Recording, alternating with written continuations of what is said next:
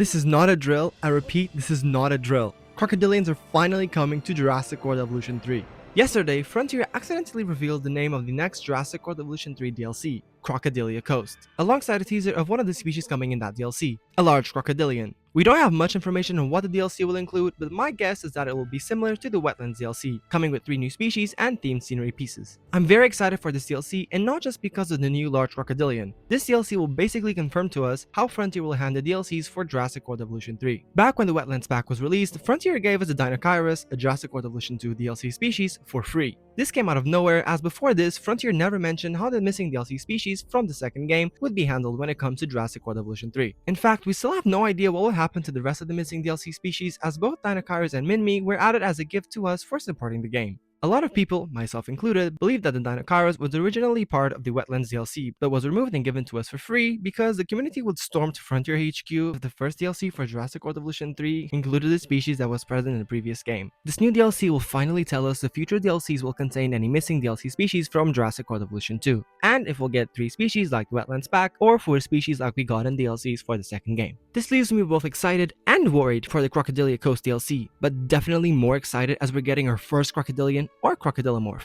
The crocodilian teased at the end of the free update highlights video seems to be Deinosuchus or Parasaurus based on its snout. Personally, I think it's Deinosuchus as the skull shape seems to match it better than it does to Parasaurus, so that's the species I'm gonna go with my DLC roster speculation.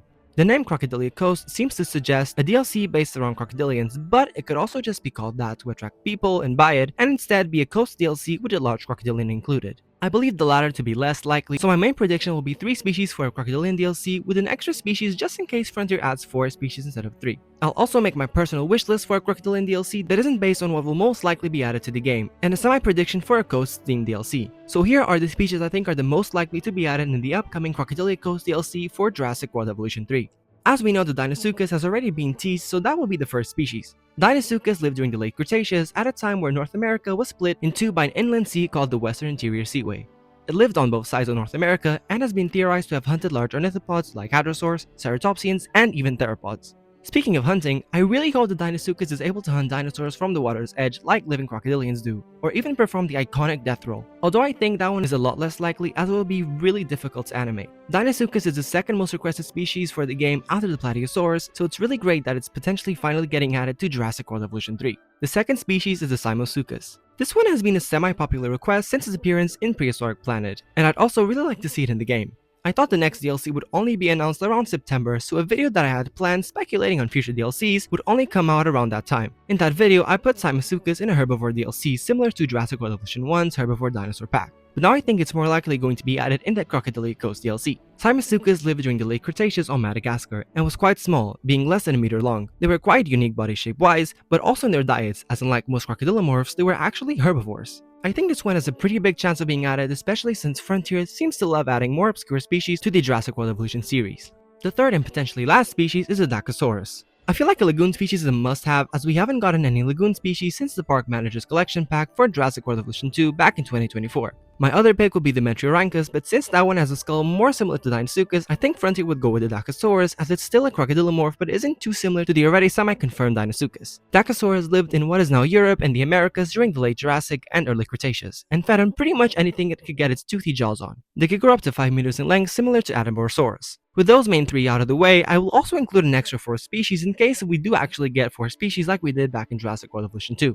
And my 4th pick would be the Caprasuchus. Caprasuchus lived during the late Cretaceous in Niger and was around 3 meters long. I think this is a very unique looking species, being more terrestrial than the crocodilians we're used to today. Even though the Caprasuchus is more popular, the similar looking Mahajangasuchus would also be a good possible contender as it's very similar to Caprasuchus and is a much more obscure animal which Frontier seems to love adding to the game. I really hope that the Dinochirus originally being part of the Wetlands DLC theory is true, as that would mean we get 4 species per DLC, as it's always great to get more species, and also considering the price increase for the DLCs between Jurassic World Evolution 2 and Jurassic World Evolution 3. There are a couple of other popular requests that I've seen being mentioned, including the Sarcosuchus and Postosuchus. When it comes to Postosuchus, I think that if it ever gets added, they would save it for a Triassic DLC, plus it's not even a true crocodilomorph, so I don't think that one is coming now. As for Sarcosuchus, we're already getting the Deinosuchus as a large crocodilomorph, so I don't think they would add a second large crocodilomorph in the same DLC. So I think both of these species are being saved for other DLC if they are in fact planned for Jurassic World Evolution 3. So these are my predictions for the Crocodilia Coast DLC, but personally I would prefer to get another species instead of the Simosuchus, the Baurinosuchus. This really is just a personal wish, as the Baryonysuchus is a Cenozoic species and we don't really know if Frontier will add more Cenozoic species after the Megalodon. But since it's a large reptile, I think it would fit in quite well with the other species, so its odds of being added to the game aren't that low. Baryonysuchus is the largest known land carnivore of the entire Cenozoic era and lived in South America for 30 million years, ranging from the Middle Eocene to the Late Miocene. The Baryonysuchus is also one of the most popular Cenozoic requests, so my fingers are super crossed that Frontier adds it to the Crocodilia Coast DLC.